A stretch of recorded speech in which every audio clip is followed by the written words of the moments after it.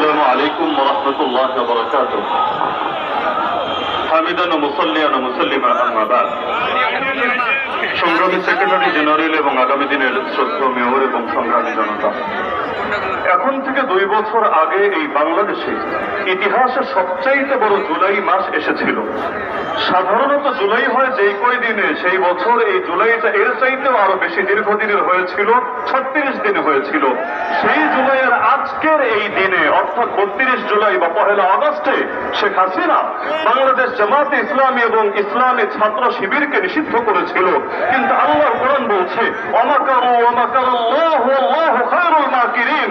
ওরা করে ষড়যন্ত্র, আমার আল্লাহ করেন কৌশল, আর আল্লাহ হলেন সর্বোত্তম কৌশলী। পাগলিটা কি ভেবেছিল যে জামাতকে নিষিদ্ধ করার মাত্র 4 দিনের মাথায় সে নিজেই নিষিদ্ধ হবে এবং লেজ গুটিয়ে দুপুরের খাবার পর্যন্ত টেবিলে ফেলে রেখে তাকে ছাড়তে হবে?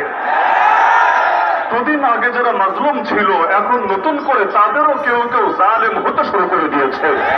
একই জুলাইতে এসে তারা আবার নতুন করে অনেক মায়ের মুখ খালি করার পথে নামতে শুরু করে দিয়েছে।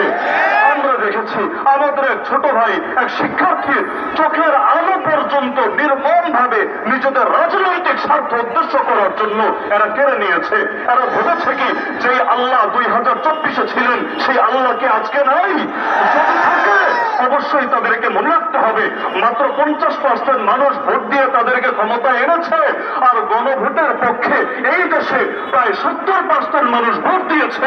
সুতরাং তোমাদের প্রাপ্ত ভোটের চাইতে গণভোটের পক্ষে মানুষের ভোট বেশি আছে।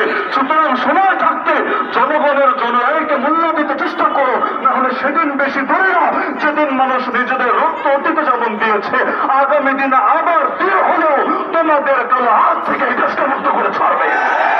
শহীদদের রক্ত আমাদেরকে এটাই শিখিয়েছে, আমাদের এই কল্লা কাটা যেতে পারে, কিন্তু যতদিন বেঁচে আছি এই কল্লা নত হবে অপশক্তির সামনে। আল্লাহ আমাদেরকে সে অপূর্ণ বিপ্লবকে পরিপূর্ণ করার তৌফিক দান করুন এবং আগামী দিনে আমাদের সেলিমউদ্দিন ভাইকে ঢাকা উত্তরের মেয়র হিসেবে দেখে যাওয়ার তৌফিক দান করুন। আমিন।